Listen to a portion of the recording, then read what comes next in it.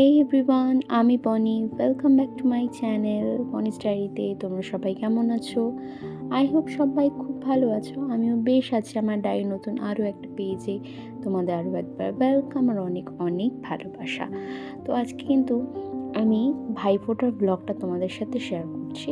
তো সকাল সকাল ও বাড়ির কাজ সেরে স্নান টান করে রেডি হয়ে বেরিয়ে পড়েছি। আর তোমাদের দাদাভাই কিন্তু পাপাকে নিয়ে আগে আগে গাড়িতে বেরিয়ে গেল। যাই হোক, তারপরে বাড়িতে এসে আমি হালকা একটু রেডি হয়ে নিয়েছিলাম। তারপরে দেখো মা আর আমি দুজনে মিলে কিন্তু ভাই ফোটার যে মিষ্টিগুলো সেগুলো একটা পাত্রে সাজিয়ে নিচ্ছিলাম। আর এটাই ছিল কিন্তু আজকে আমার ভাই ফোটার একটা হালকা পাতলা লুক। আর এই ভিডিওটা অনেক দিন পর শেয়ার করছি, তার জন্য প্রথমেই দুঃখিত। আশা করি তোমরা যারা আমার ভিডিও দেখতে পছন্দ করো, ভালোবাসা দাও, অবশ্যই ভালোবাসা দেবে। পুরো ভিডিওটা না টেনে দেখো, আই থিঙ্ক তোমাদের আজকের ভিডিওটা খুব ভালো লাগবে। এই ভাইফোঁটাতে আমি কী আনন্দ করেছিলাম, কী করেছিলাম সারাদিনটা, সবটাই কিন্তু তুলে ধরেছি এই ব্লগটাতে।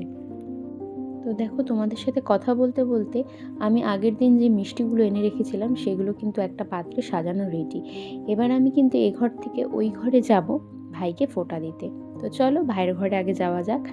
তো দেখো, ভাইয়ের ঘরে চলেও এসেছি। এখানে কিন্তু কাকিমার সব জিনিসপত্র গোছাচ্ছে। আর এদিকে ভাইও কিন্তু রেডি, জাস্ট প্যান্টটা পরবে আর আমার সাথে আমার ফোঁটা নিতে বসে পড়বে। যাই হোক, ওখানে তো ভাই রেডি হতে গেল। আমি কিন্তু মিষ্টির পাত্রটা কাকিমা যে আসনটা বিছিয়ে রেখেছিল সেখানে সাজিয়ে দিলাম। যাই হোক, এই দেখো আজকে আমার এই মিষ্টির ডালা। আমার ভাই যেই মিষ্টিগুলো খেতে পছন্দ করে আমি কিন্তু সেগুলোই নিয়ে গেছিলাম। যাই হোক, আর কথা না বাড়িয়ে আমি কিন্তু বসে পড়লাম ফোঁটাটা তাড়াতাড়ি ঝটফট সেরে ফেলতে। কারণ সকাল সকাল ফোঁটাটা হয়ে গেলে বলো কি সারাদিন ফ্রি।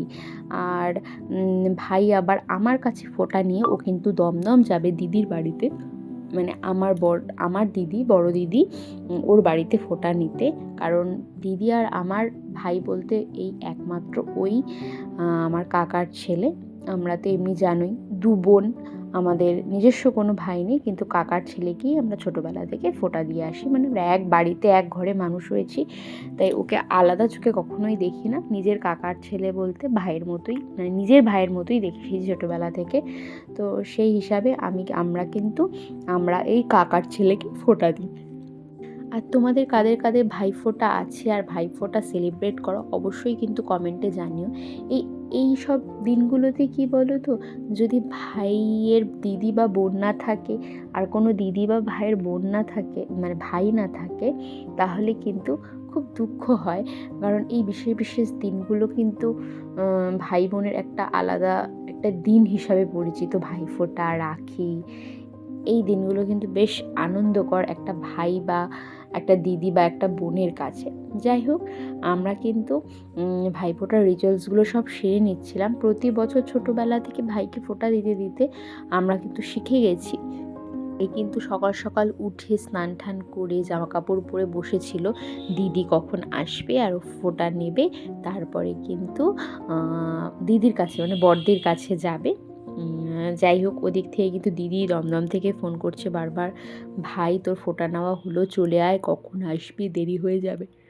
কালী পুজো কিন্তু শেষ হয়ে গেল। আজকে এই ভাইফোঁটা হয়ে গেলেই কিন্তু কালী পুজো শেষ। কাল সব আমাদের এখানে ঠাকুর ভাসান, নৈহাটির বড় মাও ভাসান। তো কোনো দিনই কালী পুজোর ভাসান দেখিনি, তবে এই ভাইফোঁটার দিনটুকু অবধি আমরা আনন্দ করে থাকি। যাই হোক, দেখো ভাইকে ফোঁটা দেওয়া হয়ে গেল, তারপরে ভাইকে আশীর্বাদ করে দিচ্ছি।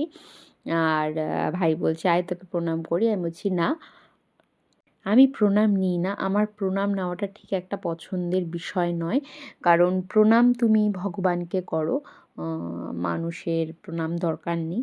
ছোটোবেলায় খুব মজা পেতাম এই জিনিসটা, কিন্তু বড় হওয়ার পরে যখন জ্ঞান হয়েছে তখন থেকে আর এই প্রণাম জিনিসটা আমার খুব একটা পছন্দের নয়। যাই হোক, দেখো ভাইকে বলছিলাম তুই কোন মিষ্টিটা খাবি বল, তোকে খাইয়ে দিই।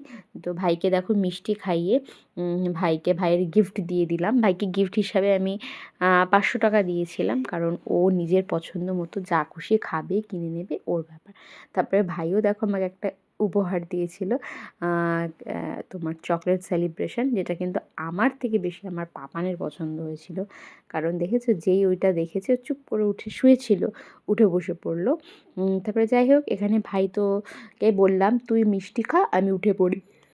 এইটুখানি দেখো ফোঁটা দিতে কতক্ষণ সময় লাগলো, অথচ সকাল থেকে ও বাড়ি থেকে তাড়াহুড়ো করছি এ বাড়িতে আসবো বলে, এসে রেডি হব, ভাইকে ফোঁটা দেব। মানে এগুলো একটা, বললাম না, এগুলো একটা বিশেষ দিন যেটা ভাই আর বোন সবাই কিন্তু অপেক্ষা করে বসে থাকে। যাই হোক, দেখো আমার ফোঁটা দেওয়া তো কমপ্লিট। এখানে ভাই মিষ্টি টিষ্টি খেয়ে কিন্তু বেরিয়ে পড়বে দিদি বাড়ি যাওয়ার উদ্দেশ্যে, কারণ দিদি অনেকবার ফোন করা অলরেডি হয়ে গেছে। আর এখানে আমার গিফটের থেকে কিন্তু, মানে গিফট পেয়ে আমি যতটা না খুশি, তার থেকে কিন্তু আমার ছেলে বেশি খুশি হয়েছে। যাই হোক, ভাই দেখো রেডি, এবার কিন্তু ঠাকুরের নাম করে ও বেরিয়ে পড়ছে, স্টেশন যাবে, ওখান থেকে বেরিয়ে পড়বে। ভাই বেরিয়ে পড়ার পর ঘরে এসে মা সকালের ব্রেকফাস্টটা দিয়ে দিল, কারণ উপোস করেছিলাম। যাই হোক, তারপরে কিন্তু একটু বেলা হতেই বাড়িতে একটা কদবেল ছিল, সেই কদবেলটা কিন্তু কাকিমাকে বললাম মাখো। কাকিমার আমি না এইসব টক জাতীয় খাবার বিয়ের আগে খুব, মানে আমার যখন বিয়ে হয়নি তখন কিন্তু আমি আর আমার কাকিমা মিলেই টক জাতীয় খাবারগুলো খেতাম। তো টক খাওয়ার সঙ্গী হিসাবে বলতে পারো আমার কাকিমা, মানে কাকিমা আর আমি মাখতাম, হুজুক তুলতাম আর সবাই মিলে খেতাম। যাই হোক, তারপরে দেখো আমাদের পাশের বাড়িতে দেখতে পেলাম হঠাৎ কি কালারের একটা কি সুন্দর ফুল। এই ফুলটার নামটা কি তোমরা কেউ জানো? যদি কেউ জেনে থাকো অবশ্যই কিন্তু কমেন্ট করতে ভুলবে না। আমার জানা নেই এই ফুলটার নাম কি, কিন্তু কালারটা বেশ অদ্ভুত, খুব সুন্দর লাগছিল। গাছটায় মনে হয় হালকা কাঁটাও আছে। এই গাছটার যে কী নাম, ফুলটার যে কী নাম, সেটা কিন্তু জানি না। খুব ভালো লাগছিলো, তাই তোমাদের সাথে ছোট্ট করে একটু শেয়ার করে দিলাম। তো তারপরে দেখো ঘরে চলে এলাম, দেখলাম কাকিমা রান্নাবান্না করছে, আর আজকে আমাদের ভাইফোঁটার স্পেশাল মেনু ছিল কিন্তু মাটন। তো চলো খাবার টেবিলে দেখো, এখানে হয়েছিল লাল শাক ভাজা, স্যালাড, বেগুন ভাজা, এখানে ছিল জলপাইয়ের চাটনি, ভাত, আর ছিল কিন্তু মাটন কষা, আর সাথে ছিল কিন্তু ডাল। দেখো কাকিমা এদিকে আমাকে খেতে দিয়ে দিল, আমিও কিন্তু খেতে বসে পড়লাম। ভাই তো বললামই দিদি বাড়ি চলে গেছে। দুপুরের লাঞ্চটা আমি আর কাকিমা মিলে সারলাম, আর আগে তোমার কাকা আর ঠাম্মার খাওয়া হয়ে গেছিলো। এদিকে কাকিমা আর আমি মিলে, দুজনে মিলে কিন্তু দুপুরের লাঞ্চটা গল্প করতে করতে সারলাম। আজ কাকিমার ঘরেই খেয়েছিলাম, ভাইকে ফোঁটা দিয়েছিলাম, সেই উদ্দেশ্যে কিন্তু কাকিমার ঘরে নেমন্তন্ন ছিল। যাই হোক, দুপুরের লাঞ্চটা তো খুব ভালো হলো পেট পুজো করার পর। আর ওদিকে কিন্তু পাপানকে আগেই খাইয়ে এসেছিলাম, একটা ঘুম দিলাম। ঘুম টুম থেকে উঠে বিকেলে মা দেখো সন্ধে দিচ্ছে।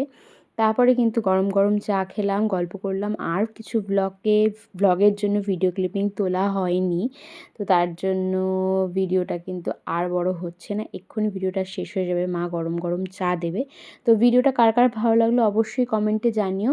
আর এই ছিল আমার ভাইফোঁটার সারাদিনের ব্লগ। কেমন লাগলো অবশ্যই কমেন্টে জানাতে ভুলবে না। Thanks for watching, tata, by.